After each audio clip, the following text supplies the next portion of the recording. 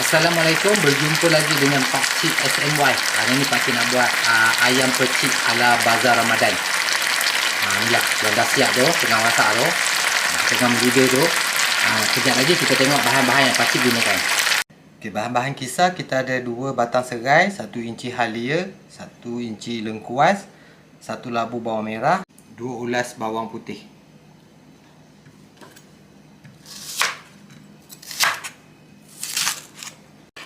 Bahan-bahan ni kita potong, nanti kita kisar.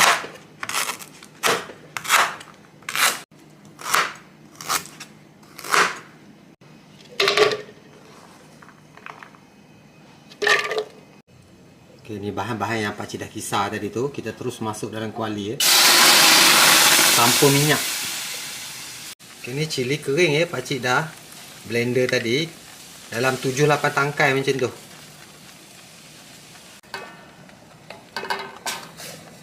Ni gula Melaka yang kecil je pakcik pakai, 1 ketul.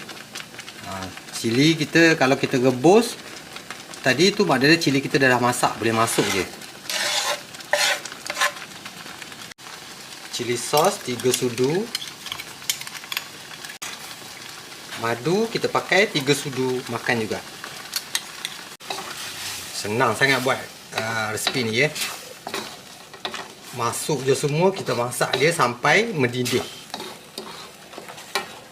Okay, kita tambah air sikit. Okay, kita biarlah sampai mendidih. Garam kita taruhlah secukup rasa. Okay, pakcik menggunakan 3 bahagian whole leg ya. Macam ni. Kita masuk ayam ni dalam ni. Kuah kita dah mendidih, baru kita masuk.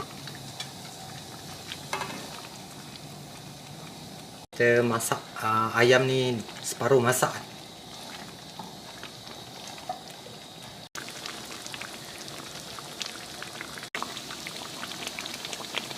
Kita nak terbalik yang sebelah lagi.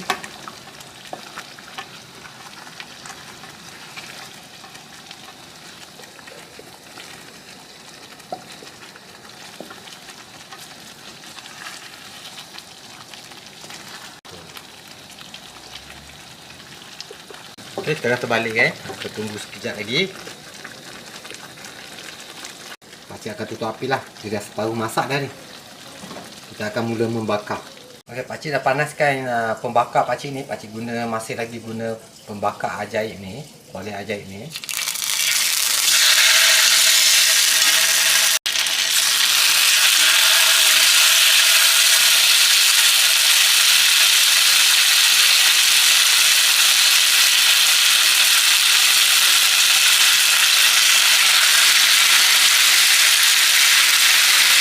Kuah ni kalau pekat ni tambah air ya.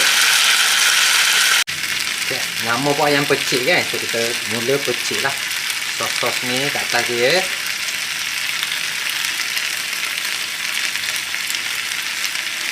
Kita pecik-pecik, lepas tu kita terbalikkan dia. Yang bahagian ni kita letak bawah.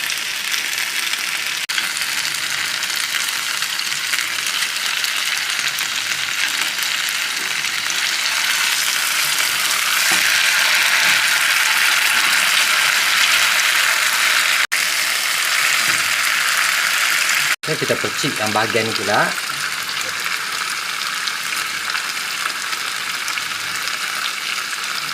Okey, kita akan buatlah proses ni sampailah berapa kali pun sampai kita puas hati lah. Okey. Terbalik, buat macam ni lagi. Terbalik lagi sampai dia masak.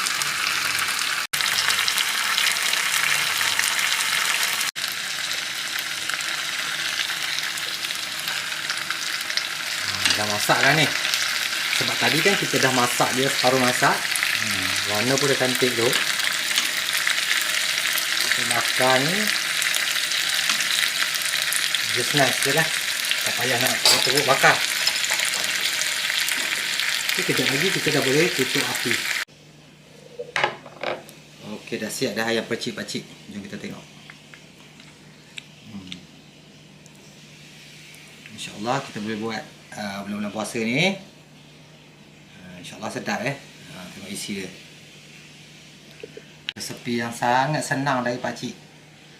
Oke, kita berjumpa lagi di video-video seterusnya. Assalamualaikum.